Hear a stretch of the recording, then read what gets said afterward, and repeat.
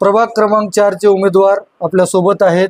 काय काय मुद्दे घेऊन तुम्ही मैदानात उतरलात, कशा प्रकारे प्रतिसाद आहे तुम्हाला, काय सांगतात? वसमत शहरामध्ये जेवढा काही कचरा आहे, जेवढी काही घाण आहे ते प्रभाग क्रमांक 4 मध्ये आणून टाकतो. दुसरा प्रश्न राहिला लाईटचा, तिसरा प्रश्न राहिला नाल्याचा, आणि सर्वात अतिशय महत्त्वाचा वसमतचा पाणी पुरवठ्याचा प्रश्न राहिला. जे प्रभाग क्रमांक 4 मध्ये जो तलाव आहे, त्या तलावाला ढगफुटी झाली तेव्हापासून आज करूत, उद्या करूत, परवा करूत असे आश्वासन मी ऐकलेत आणि जनतेलाही माहिती आहे. कुठंही हा मार्ग तलावाचा निर्णय काही लागला नाही.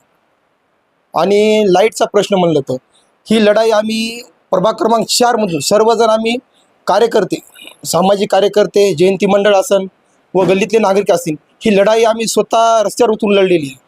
आणि आता काही आजी माजी व भावी येतात, हात जोडतात, आम्ही विकास करू. तर माझा हा त्यांना प्रश्न आहे की आतापर्यंत तुम्ही विकास का केला नाही, आणि तुमचा विकास करतो म्हणून इतके दिवस का तुम्ही झोपा घेतल्या होत्या का? म्हणून वंचित बहुजन आघाडीकडून उमेदवारी मला मिळाली आणि यावेळेस निश्चितच वंचित बहुजन आघाडीचा नगराध्यक्षपदाचा व नगरसेवकाचा झेंडा आम्ही काढू.